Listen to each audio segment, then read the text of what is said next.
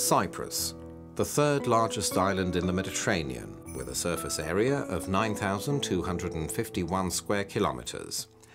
Its population is 793,000, of whom 81% are Greek Cypriots and 11% Turkish Cypriots confined in the northern part occupied by Turkey since 1974.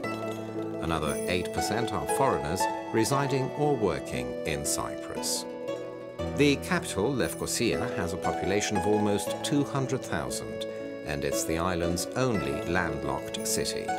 Since the 1974 Turkish invasion, it's also the only city in the world that remains forcibly divided. All the other towns in the south are coastal, namely Limassol to the southwest, which is the second largest, Larnaca to the southeast, and Paphos to the west. The main geographical features of the island are two massive mountain chains separated by an expansive plain. The Troodos Range takes up most of the central western part of the island, with its highest peak rising to 1,951 meters above sea level. The Pentadactylos Range runs most of the length along the extreme northern part of the island and reaches up to 1,024 meters. Climate-wise, Cyprus would have shared in the bad luck of most of its Middle East and North Africa neighbors if it hadn't been for its mountainous terrain.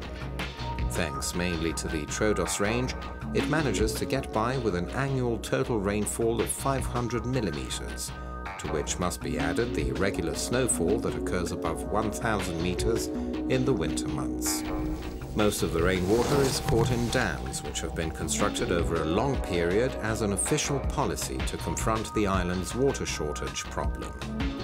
Temperatures average 32 degrees Celsius in July and August, with the heat beginning to recede in mid-September. Visitors will wonder at how the sizzling, arid Cyprus they knew in the summertime can turn so green in the winter, and they'll marvel at the colorful intensity of its spring. This is because Cyprus is never short of sunshine all the year round, and nature makes the best of it and of whatever little rainfall there is. Cypriot history starts in the pre-Neolithic age. The earliest human settlements appear about the 8th millennium BC. As early as 1400 BC, Mycenaeans from Greece started coming to Cyprus as merchants at first, and then began to settle in waves, spreading their language and culture all over the island. One of the most important deities of the Greek pantheon, the love goddess Aphrodite, was born and worshipped in Cyprus. According to the legend, she rose from the sea foam. The exact location of her birth is still visited by thousands of locals and visitors all the year round. After a series of conquerors, the Romans in 30 BC made Cyprus one of their provinces, shifting the island's capital to Paphos. It was here that a totally new chapter in the history of Cyprus was opened, and for which we read about in the Acts of the Apostles. In AD 45, St. Paul, accompanied by Barnabas, came to the island and converted the Roman proconsul Sergius Paulus to Christianity, the first Roman official to embrace the new religion.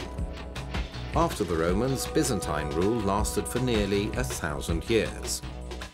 From about 640 to 960, the island became a target for pirate and Arab raids that caused great hardships to the inhabitants.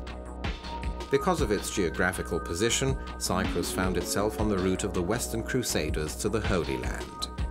The King of England, Richard the Lionheart, conquered the island and a year later sold it to the Knights Templar.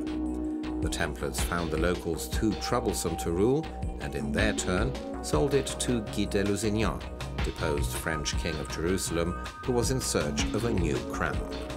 Through Queen Catherine Cornaro, Cyprus passed peacefully from the Franks to the Venetians in 1489. The Venetians immediately set about fortifying Famagusta and Nicosia with defensive walls. The fortifications alone, however, could not withstand the onslaught of a 100,000-strong, fully equipped Turkish army. Nicosia fell in July 1570, and Famagusta followed in 1571. The Turks left Cyprus of their own accord in 1878. leasing it to Britain in exchange for protection against Russia. Hopes for national emancipation after the war were dashed, and in 1955 the Greek Cypriots embarked on an armed anti-colonial struggle which ended with the signing of the London-Zurich Agreements of 1959. An independent Republic of Cyprus was established the following year. Notwithstanding its political problem and forcible division, Cyprus is included in the new enlargement of the European Union and will formally take its seat in Brussels on May 1st, 2004. Cyprus's system of government is that of a presidential republic. There's a single House of Representatives composed of 56 deputies renewable every 4 years on a proportional representation system.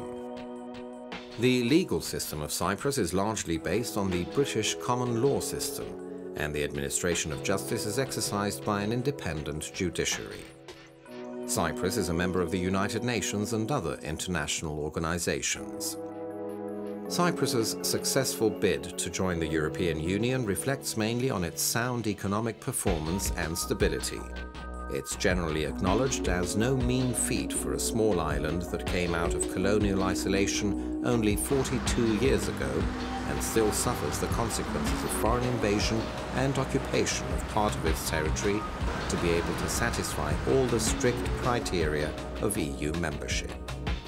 Indeed, Cyprus ranks first among the 10 new enlargement countries in the harmonization effort with the European acquis. The per capita income of $13,125 classifies Cyprus among the high-income countries. Cyprus makes up for its lack of natural resources by turning to account its good climate, its geographical position, and the creative drive of its people. These attributes have enhanced the development of the services sector, making it the main engine for economic growth in recent years. The tourist industry is by far the most important. The number of visitors to the island has, in recent years, fluctuated around 2.5 million. Attracted not only by the sun and the sea, but also by the picturesque mountain resorts, the rich 9,000-year-old culture of Cyprus, and the friendliness and hospitality of its people. In addition, highly developed cruise lines offer foreign visitors the opportunity to maximize their time and money by sailing to neighboring countries such as Egypt, Lebanon, and the Greek islands. Telecommunications have expanded rapidly in recent years through the Cyprus Telecommunications Authority, making the island the strongest telecommunications hub in the Eastern Mediterranean. Trade has always been one of the main sectors of the Cyprus economy, contributing considerably to the economic growth of the island. Cyprus has a well-developed road network with modern highways linking its major cities and other roads making every part of the island easily accessible. The islanders rely heavily on the private car, but efforts are underway to improve the public transport system.